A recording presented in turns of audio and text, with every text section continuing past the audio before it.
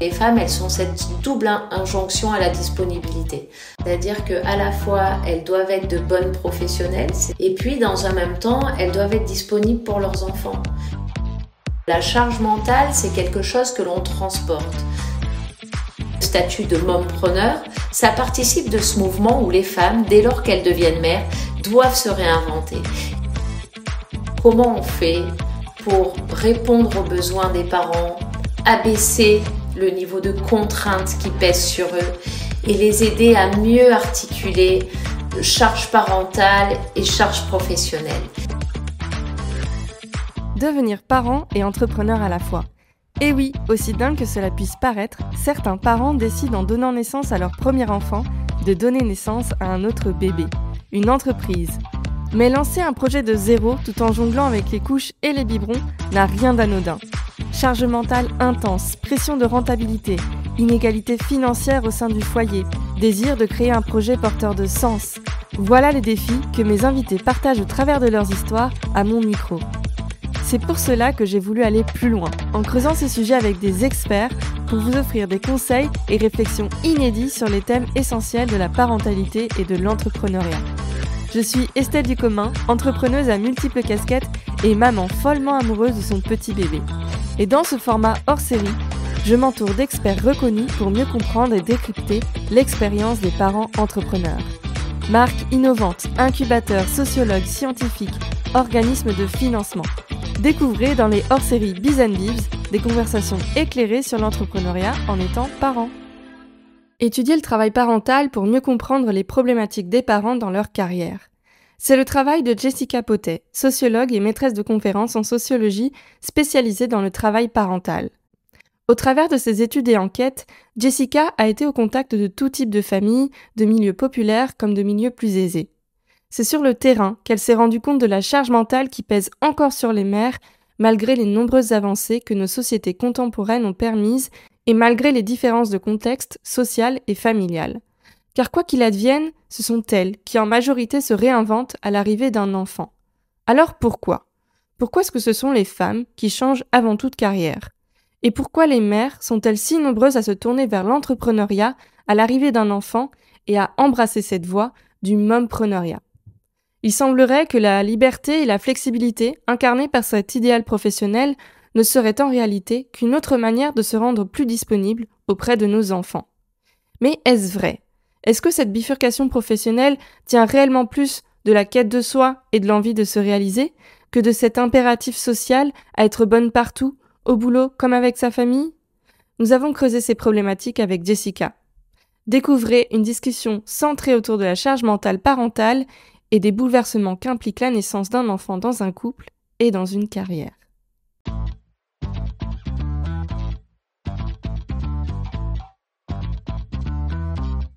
Bonjour Jessica, bienvenue dans Biz & Bibs. Bonjour Estelle, je te remercie de m'avoir invitée à participer à ce podcast. Merci à toi et bienvenue dans cette hors-série du coup qui est dédiée au phénomène des mompreneurs, des mères qui entreprennent. Donc tu es sociologue, maître de conférences en sociologie. Ça fait une dizaine d'années déjà que tu étudies, que tu écris sur la parentalité pour mieux accompagner les familles. J'ai vu notamment réduire les inégalités donc de genre, d'éducation. Est-ce que tu peux nous dire en quoi ça consiste être spécialiste du travail parental et de la maternité ? Oui, alors effectivement, je suis sociologue de la famille. Mes travaux se sont essentiellement portés sur l'analyse au départ des dispositifs qui visent à soutenir la fonction parentale, mais qui aussi dans un même temps participent à l'encadrer. Et puis du coup, en miroir, je me suis de plus en plus intéressée à ce que l'on appelle en sociologie le travail parental.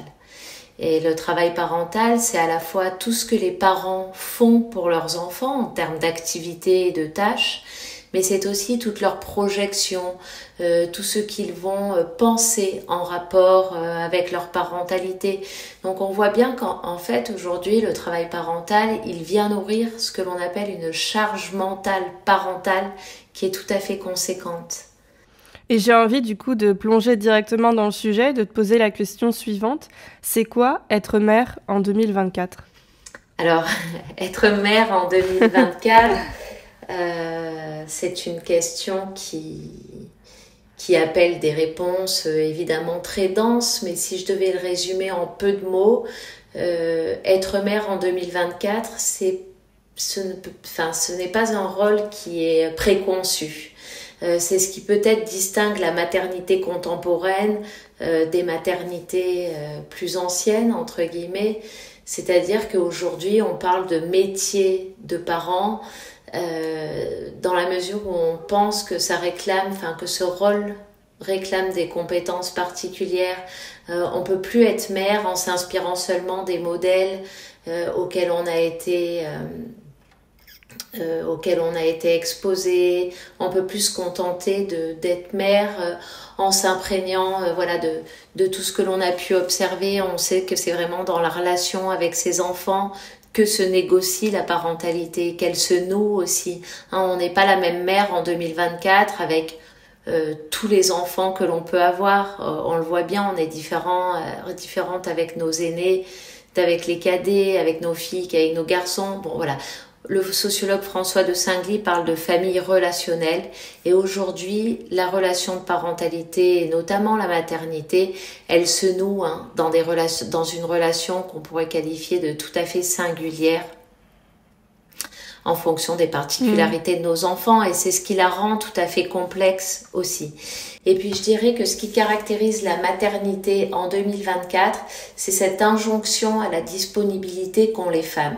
C'est-à-dire que aujourd'hui, les femmes travaillent massivement, mais cette évolution, en fait, dont on peut se réjouir, qui contribue à l'émancipation des femmes, etc., elle ne s'est pas accompagnée vraiment d'une redéfinition structurelle du travail domestique et familial. Et ça, c'est quelque chose qui peut venir étonner, mais aujourd'hui, on le sait, des récentes enquêtes conduites en 2022 montrent que les femmes absorbent 70% du travail domestique et parental.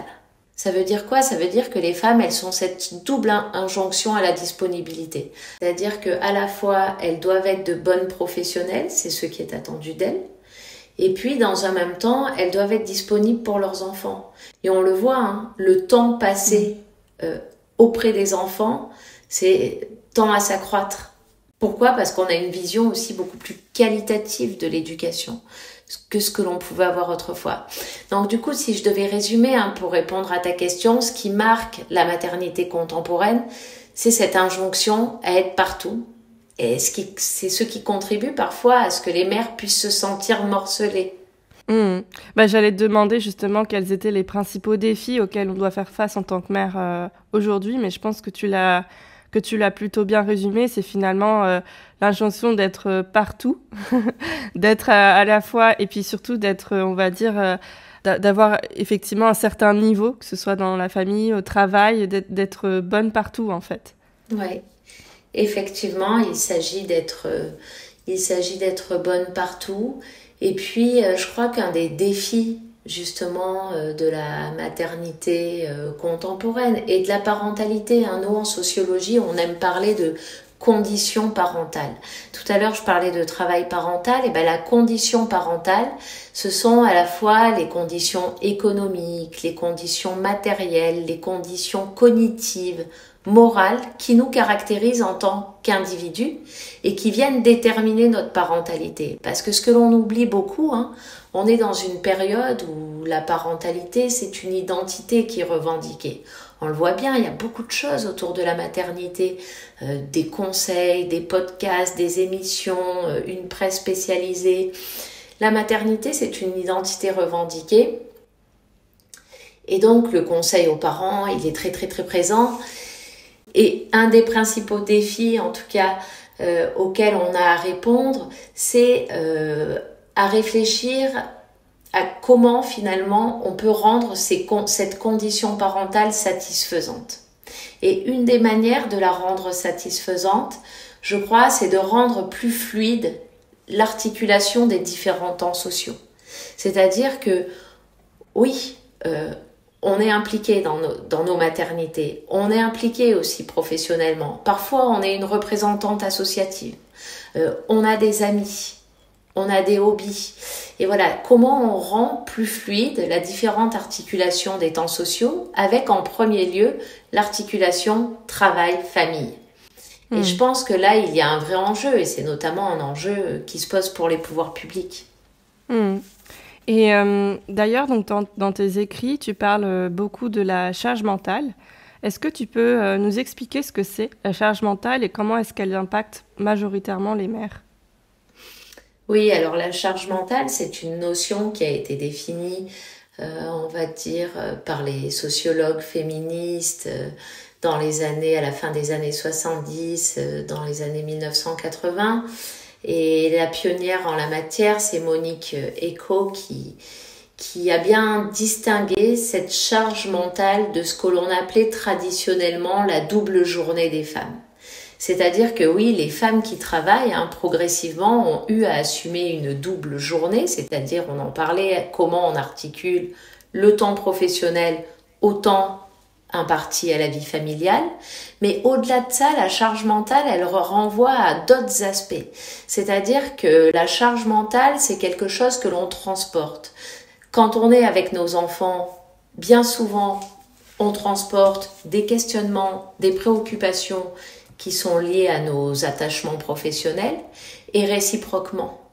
Et c'est ça cette charge mentale, elle est complexe parce que c'est cette injonction que l'on a à penser à tout le temps, et qui nous met en alerte et qui vient fragiliser aussi notre équilibre psychique, voilà.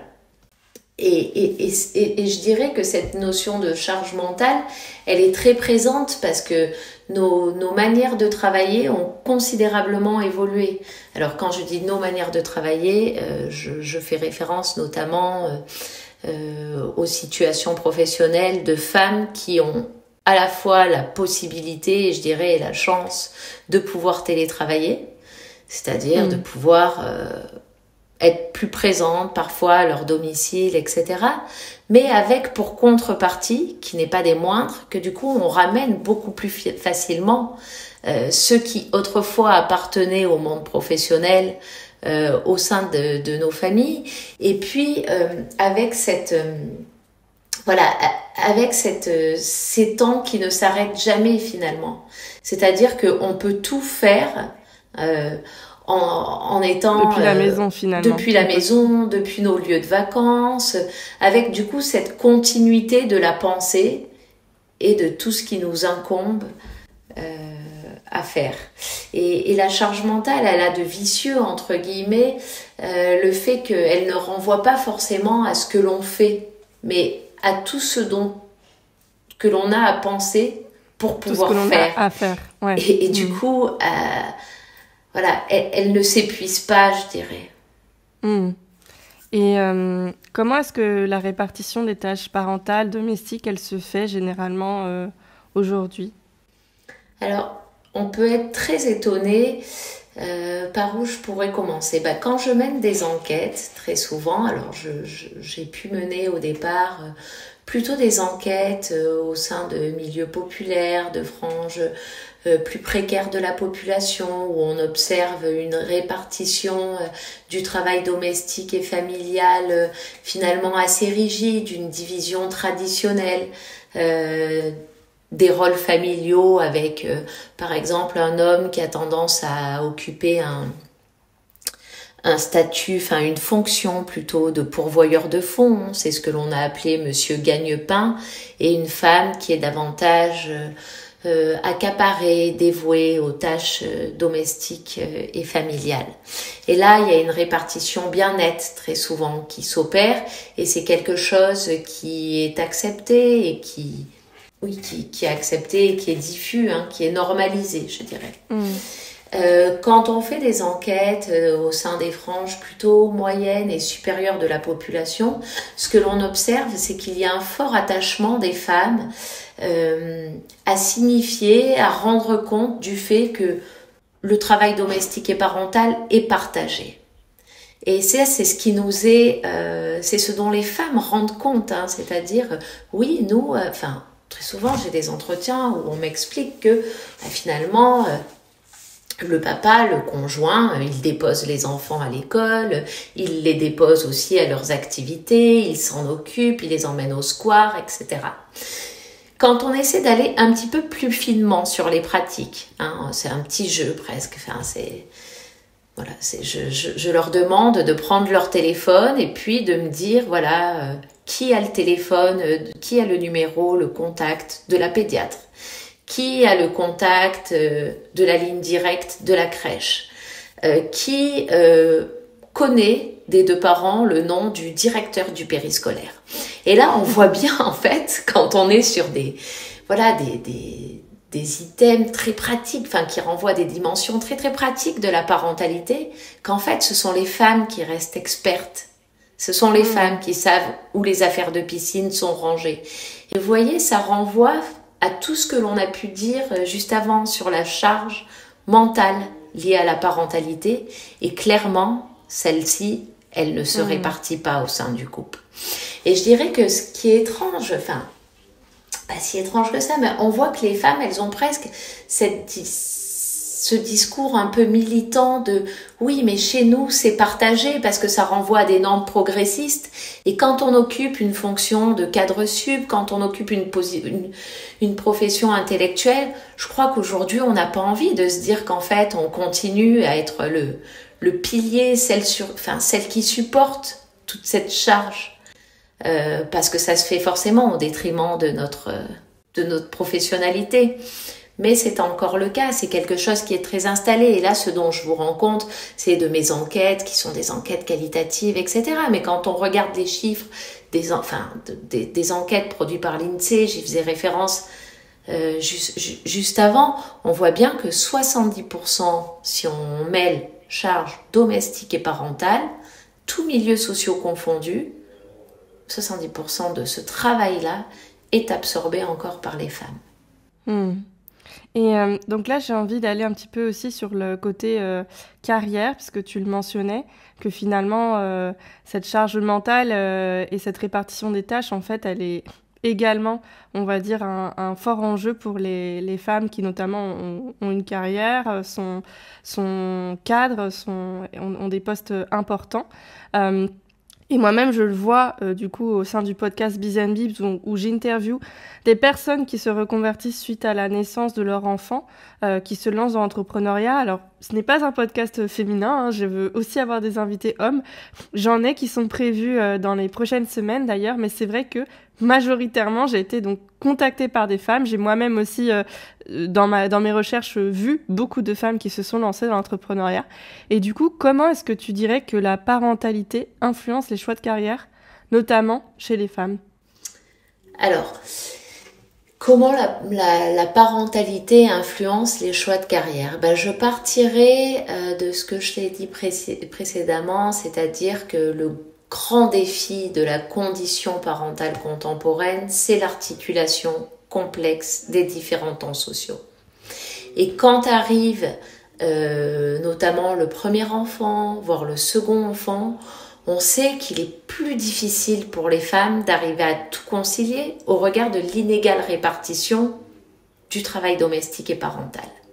Et donc du coup, comme je sais que ton podcast justement s'intéresse à ce que l'on appelle les mompreneurs, je peux te proposer de discuter de ce que la sociologie observe concernant ces mompreneurs, qui sont ces femmes, comment se caractérise leur carrière, etc. Alors pour faire ça, je vais pouvoir mobiliser une enquête que j'ai démarrée il y a quelques années maintenant sur la maternité et sur la manière dont elle est décrite, dépeinte et dont elle s'articule aux réseaux sociaux.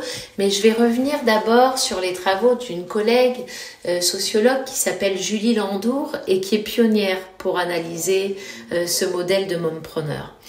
Donc d'abord, on le sait, c'est un néologisme qui se construit à partir des termes de maman entrepreneur. Ce sont des études qui viennent d'abord... en tout cas, c'est un phénomène qui émerge d'abord aux États-Unis dans les années 2000, qui progresse en Europe, et c'est un modèle qui tend, alors j'ai pas de données vraiment statistiques, quantitatives, mais on sait que c'est un modèle qui est en essor, justement au regard de la difficile articulation des temps sociaux. En France, ce phénomène, tu dirais qu'il est arrivé vers quelles années ? Il s'est développé dans les années 2000 aux États-Unis. Et en France, c'est arrivé dans quelles années, quelles décennies ? Je dirais que c'est à la fin des années 2000. Juste avant les années 2010, je dirais.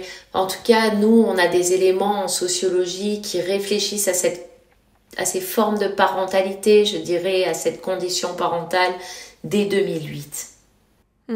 Les mompreneurs, on sait qu'elles exercent dans des secteurs variés, mais principalement dans des métiers de service et du commerce. Si je dois donner des exemples du type de profession qu'elles exercent, en tout cas de ce que nous dit la recherche, elles sont coachs, elles sont consultantes en communication web, conseillères en lactation, graphistes, créatrices. Elles travaillent, et ça c'est très important, très souvent dans des univers attachés à l'enfance. J'y reviendrai. C'est-à-dire dans le champ de la parentalité. Et je crois qu'il faut souligner que ces bifurcations professionnelles, elles se font à la faveur de la parentalité et de la maternité. C'est-à-dire qu'elles viennent coïncider avec une envie d'avoir du temps pour être la mère que l'on souhaite. Et en même temps, je le disais, pour développer une activité qui est en lien avec l'enfance et la parentalité. Et donc Julie Landour, elle, dans ses travaux, elle dégage différentes figures idéales typiques de mompreneurs. Donc d'abord les dames patronesses du néolibéralisme, des entrepreneuses démultipliées, les nouvelles dames Bovary, des entrepreneuses intéressées. Et voilà, moi ce que je trouve qui est intéressant, et dans mes travaux, en tout cas, je reprends deux grandes catégories de mompreneurs qui émergent. J'y reviendrai, c'est celle dont le travail indépendant est solidement étayé, et celle en fait qui développe une activité, mais dont l'activité finalement elle peut être décrite comme relevant d'un modèle de femme au foyer qui voudrait quand même avoir ce lien avec la société économique, avec la société marchande. Mais du coup, on a deux modèles, je dirais, deux types de carrières qui se dégagent. C'est-à-dire que il y a des mompreneurs, et ça se retrouve, que ce soit dans les enquêtes, dans le travail de recherche de Julie Landour, et dans l'enquête que je fais à partir des trajectoires de maternité, des trajectoires de carrière maternelle, des femmes qui nouent une professionnalité à partir des réseaux sociaux, que l'on appelle influenceuses. Ce sont des carrières qui peuvent parfois apparaître tout à fait secondaires par rapport aux engagements maternels. Et je crois que ce qui est intéressant dans ces trajectoires de mompreneurs, c'est de penser en fait quelle est la part de l'engagement à la faveur de la maternité et quelle est la part de l'engagement à la faveur de la carrière professionnelle, tu vois. Ces femmes-là se reconvertissent et tu dirais que c'est pas, il y a un but effectivement, donc peut-être de créer du sens dans sa carrière, de se reconnecter à une carrière qui les ressemble plus, mais c'est surtout et aussi une volonté de rester proche de leur famille et de pouvoir se dégager du temps pour leur nouveau rôle de mère. Oui, on le voit bien, Quand le premier enfant arrive, se pose la question tout simplement du mode de garde. Aujourd'hui, en fait, il y a 60% des enfants en France qui sont reçus dans un mode de garde traditionnel, que ce soit une assistante maternelle, un accueil collectif en crèche, etc. Donc c'est loin d'être, et encore on sait que ce chiffre il est surestimé, donc c'est loin d'être tous les enfants. Les enfants sont encore gardés au domicile par des grands-parents, avec une articulation parfois complexe entre l'environnement proche, les parents, etc. Et les mères sont en première ligne. Et quand bien même on a un enfant qui est gardé, il n'est pas gardé du moment où il se réveille jusqu'au moment où il se couche, tu vois. Donc, il y a toute cette gymnastique à inventer. Et là, je renvoie notamment, ça me fait penser aux réflexions de l'historienne Yvonne Knibiller quand elle dit que la maternité enjoint sans cesse les femmes, encore aujourd'hui, à se réinventer et à se repenser. Et je crois, en fait, que cette bifurcation que ces bifurcations, parce qu'elles sont très différentes, vers le statut de mompreneur, ça participe de ce mouvement où les femmes, dès lors qu'elles deviennent mères, doivent se réinventer. Et quand un second enfant arrive, on a aussi à se réinventer, en fait. Finalement, on n'a pas le choix. Ouais. Et donc, le mouvement de mompreneur, il procède à la fois de ces impératifs professionnels que l'on sait que l'on va avoir et du maintien de l'envie qu'on a de maintenir une identité professionnelle et en même temps de répondre aux normes très qualitatives autour de l'éducation que je décrivais avant, de normes qu'on appelle puérocentristes, où on n'a pas envie finalement de déléguer à d'autres cet attachement à l'enfant, cet intérêt que l'on a pour l'enfant. En tout cas, c'est ce que l'on observe. Et alors, pourquoi l'entrepreneuriat ? Parce que finalement, il faut quand même dire qu'au sein du salariat, il existe aussi maintenant de nombreuses formes, en tout cas d'avoir des horaires peut-être plus flexibles, de faire un temps partiel, de s'arranger avec son employeur. Et finalement, l'entrepreneuriat, il est quand même perçu, on voit dans ces cas-là, par de nombreux parents comme émancipateur. Pourquoi est-ce que c'est le cas ?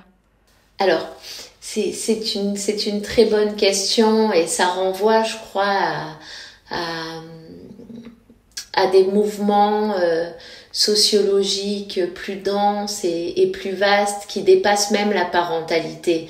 Alors, je vais essayer d'être concise, mais on est dans une ère qui est particulièrement marquée par le souci que l'on a de se réaliser. Et cette quête, qui amène les personnes à réfléchir aux conditions qui leur permettront le mieux de se réaliser en tant que personne, en tant que mère, en tant que professionnel, en tant qu'individu. C'est un mouvement finalement que l'on peut qualifier d'entreprise de soi. Et ce mouvement d'entreprise de soi, il dépasse, je le disais, l'horizon de la maternité.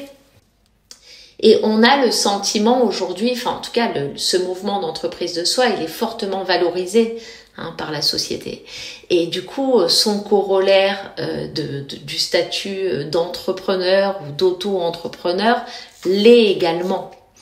Il y a l'idée que c'est un statut qui est davantage, qui répond davantage peut-être à un modèle d'affirmation identitaire pour un grand nombre d'individus aujourd'hui, parce qu'il offre de la souplesse, il offre de la liberté, il offre une possibilité d'autodétermination. Finalement, on choisit les projets vers lesquels on va aller, on choisit l'orientation que l'on va donner à notre activité.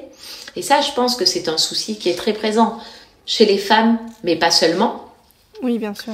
Et puis, il permet beaucoup plus finalement que le statut de salarié d'être disponible. Et cette norme de disponibilité maternelle, elle est très très importante dans les normes, entre guillemets, de bonne parentalité que l'on dégage aujourd'hui. On le voit, je vais revenir sur l'enquête que je mène sur les mères qui utilisent les réseaux sociaux. On voit bien qu'en fait, elles arrivent à mener une activité parfois réduite, une activité professionnelle parfois réduite, mais en présence de leurs jeunes enfants. Leurs jeunes enfants, parfois, peuvent même être le support de la diffusion d'images heureuses de la maternité qui vont venir être happées par d'autres marques, par d'autres univers et d'autres acteurs marchands. On parle de collaboration commerciale dans ce cas. On voit bien en fait que ça leur permet d'être présentes au domicile, d'être entourées de leurs jeunes enfants, d'avoir des horaires plus souples. Et ça, je pense que du coup, c'est un modèle qui fonctionne, qui permet d'allier disponibilité maternelle et en même temps engagement personnel, engagement subjectif, plaisir pris dans le travail, parce que l'on fait des choses qui ne sont pas forcément très éloignées de ce à quoi on pense dans le cadre de notre maternité. Ce que montrent les travaux de sociologie, je faisais référence à Julie Landour ou encore à mes travaux, c'est que finalement ces trajectoires professionnelles, ces bifurcations professionnelles, elles se font avant tout à la faveur de la maternité. Et si on doit penser une hiérarchie des places, tu vois, il y a cette hiérarchie qui se fait où le rôle maternel continue de supplanter le rôle professionnel. Et donc on se dit, on peut penser que ces bifurcations, elles renversent des normes de genre. Alors qu'en fait, ces bifurcations, elles inscrivent encore les femmes dans des rôles qui sont particulièrement genrés. Tu le disais tout à l'heure, ton podcast, il s'intéresse pas forcément qu'aux maternités. Enfin, on parle pas de dadpreneurs. Enfin, on n'en a pas. 70% des hommes en âge de procréer sont pères. Moi, j'entends très peu d'histoires d'hommes qui se sont réorientés au moment de l'arrivée de l'enfant. Alors, on en trouvera. Oui. Bon, en tout cas, là, c'est vrai qu'on parle évidemment beaucoup plus des mamans, puisque c'est vrai que la recherche pointe et la société aussi montre que c'est un vrai phénomène, la reconversion professionnelle des femmes quand elles deviennent mères. Mais c'est vrai que moi, quelque chose qui m'a intéressée, c'est que dans notre appel de pré-entretien, tu me disais que les parents, donc là, père, mère confondus, une fois qu'ils deviennent parents, ils se perçoivent d'abord comme parents, et qu'il y a d'ailleurs beaucoup d'études qui soutiennent ce point. Est-ce que tu peux nous dire pourquoi est-ce que les personnes, quand elles deviennent parents, elles se définissent en premier plan comme parents? Oui, alors on a un article, je crois qu'il remonte au début des années 2000, d'une chercheuse qui s'appelle Olivia Samuel, qui montre bien justement que l'identité de parents, c'est la première identité revendiquée. On se définit moins dès lors que l'on est parent, on va moins se définir au regard de notre filiation qu'au regard de notre parentalité. Donc ça, c'est quelque chose qui est important parce que ça dit beaucoup de choses, je dirais, de la place donnée à la parentalité et de la place donnée à l'enfant. Et je crois que ça s'explique par le fait qu'aujourd'hui, on est face à une sorte de sacralisation de la place de l'enfant et dans la société et dans la famille. Déjà, on a moins d'enfants que naguère. Et puis, l'enfant, c'est un être aujourd'hui qui est particulièrement désiré, qui est programmé. J'ai envie de dire qu'on est enjoint à être de bons parents avant même que l'enfant soit là. Regarde, quand on pense au travail procréatif, dès la grossesse, en fait, on est imprégné de conseils. Je le disais, il y a toute cette culture du conseil autour de la parentalité. Mais même quand on regarde du côté du suivi et de l'accompagnement, je dirais, socio-sanitaire, médical des femmes, dès le 4e mois de grossesse, et c'est nouveau, il y a un entretien qui est appelé un entretien prénatal, au cours duquel les parents vont discuter avec des professionnels de santé, des professionnels du soin, de la manière dont ils se projettent en tant que parents. Et finalement, je dirais que c'est révélateur de cette période où il y a cette sacralisation de la place de l'enfant, on a envie de faire au mieux pour lui. Et donc ça s'explique à la fois par le fait que l'on ait moins d'enfants, que l'enfant soit programmé, qu'il soit un être désiré. Ça s'explique aussi par le fait qu'aujourd'hui, ce qui fonde la famille, c'est cette relation de parentalité. La conjugalité, qui autrefois était le pilier de la famille qu'on appelait la famille conjugale, ce n'est plus le pilier de la famille relationnelle, de la famille contemporaine. Parce que aujourd'hui, la conjugalité, il est admis de la dissoudre, même quand on a d'ailleurs des enfants en bas âge, voire en très bas âge. En France, on a cette particularité, on a une famille sur 4 qui est en situation de monoparentalité. C'est plus que nos voisins européens. Et donc, du coup, l'enfant, j'ai envie de dire, c'est lui qui est au centre de la famille, c'est lui qui fait famille. Et on investit dans l'enfance parce qu'on sait que c'est cette relation de parentalité qui va se maintenir aussi, qui va perdurer dans le temps. Je crois que c'est quelque chose d'important. Et puis, autre élément qui explique que cet enfant soit au centre, soit sacré, que l'on investisse très fortement en tant que parents pour nos enfants, on est dans un monde qui est plutôt... qui peut être dépeint en termes d'incertitude, d'incertitude très forte. On a cette idée, en tout cas, qu'il faut investir dans l'enfance de nos enfants parce que leur futur est incertain, parce qu'on est dans un monde très compétitif, que l'on maîtrise peu. Et donc, on voit, nous, sociologues, on assiste à un désir que l'on peut qualifier inégalé des parents, d'assurer les lendemains de leurs enfants, tu vois.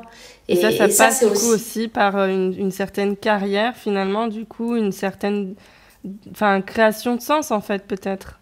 Oui, par une création de sens, par le fait de vouloir se rendre disponible, par le fait de se dire que si l'on investit maintenant auprès de nos enfants, peut-être qu'ils auront de meilleures chances d'épanouissement plus tard dans leur vie d'adulte, etc.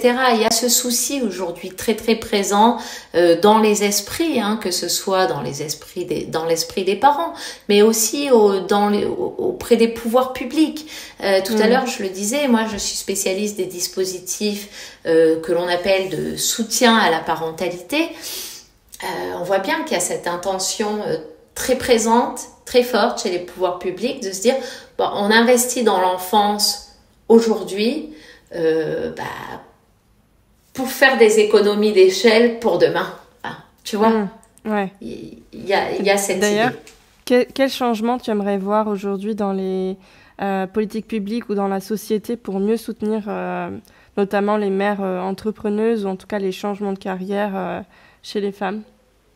Alors, je crois que, comme je le disais tout à l'heure, tu vois, la condition parentale contemporaine, si on doit considérer la condition parentale universelle, celle de tous les parents, quel que soit, j'ai envie de dire, c'est difficile pour une sociologue de dire quelle que soit leur appartenance sociale, parce qu'on sait que l'appartenance sociale des gens surdétermine leur parentalité. Mais une problématique majeure de la condition parentale saisie dans son universalité, je dirais que c'est justement comment on fait pour répondre aux besoins des parents, abaisser le niveau de contrainte qui pèse sur eux et les aider à mieux articuler charge parentale et charge professionnelle. Et là, en termes de développement de politique publique, je crois qu'il faut réfléchir en termes de politique familiale, mais aussi en termes de politique d'emploi. C'est-à-dire que est-ce que les personnes, dès lors qu'elles ont un emploi, sont censés être disponibles, sont censés être des agents de production qui répondent à toutes les contraintes que peut réclamer la vie au travail, ou est-ce que l'on a à aménager, et là je parle de vraie politique d'emploi, le temps de travail des personnes qui sont en charge d'enfants, notamment de celles qui sont en charge seules d'enfants. Je pense aux mamans solo. C'est une vraie réflexion que l'on a, il me semble, à avoir. Est-ce que tu sais s'il y a des travaux qui sont en train d'être faits à ce sujet? Parce que moi, par exemple, j'habite en Espagne. Je ne suis pas salariée, mais je sais que ce qui se dit beaucoup, c'est que l'Espagne adore les enfants et qu'il y a beaucoup de choses qui sont faites pour notamment faciliter en fait la vie, le quotidien des parents, et notamment au travail où il y a quand même beaucoup d'aménagements pour que les parents puissent aller chercher les enfants à la crèche, les récupérer le soir, partir plus tôt. Il y a vraiment beaucoup de choses qui sont mises en place en fait pour aider les parents. Donc là, je parle pas uniquement des mères, mais les deux partenaires à intégrer en fait dans leur espace professionnel leur vie de famille et la rendre plus fluide. Est-ce que tu sais si du côté de la France, parce que bon là on a quand même parlé ces derniers mois de réarmement démographique, mais c'est vrai que j'ai vu quand même beaucoup de personnes s'offusquer et dire en fait avant de faire des bébés, il faudrait peut-être s'occuper de comment rendre la vie des parents qui ont déjà des enfants plus facile, parce que ce n'est pas le cas à l'heure actuelle. Donc voilà, je ne sais pas si toi, tu sais s'il y a des travaux qui sont en cours. En tout cas, à ton sens, est-ce qu'il y aurait des priorités, en tout cas, à adresser? Alors, je sais qu'il y a eu des commissions récemment parlementaires sur l'aménagement du temps de travail des parents qui seraient des parents solos. Donc, c'est déjà un premier point parce que une réflexion qui constitue une première avancée, parce qu'on sait que ce sont ces parents-là qui sont les plus contraints du point de vue des temporalités.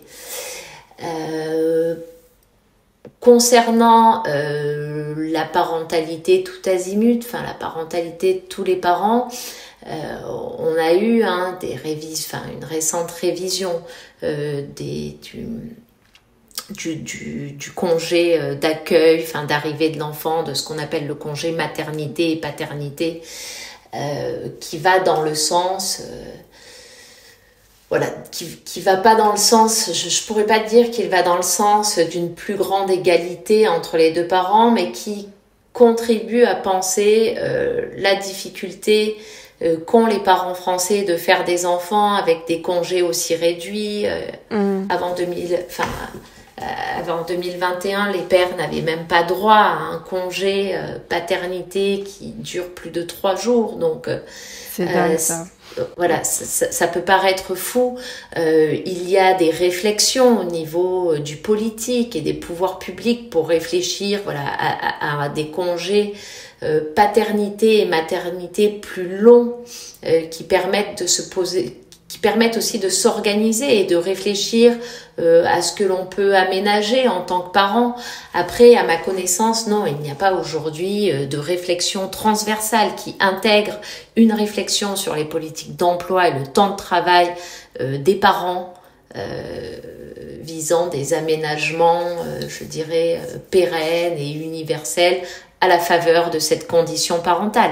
On a en revanche des entreprises dans le secteur privé qui s'organisent et qui ont pu signer en 2020 ce que l'on a appelé le Parental Act et qui s'engagent pour à la fois développer en leur sein soit des modes de garde spécifiques, soit pouvoir favoriser le télétravail, soit pouvoir, voilà, qui prennent des dispositions particulières, je dirais, à la faveur de la parentalité.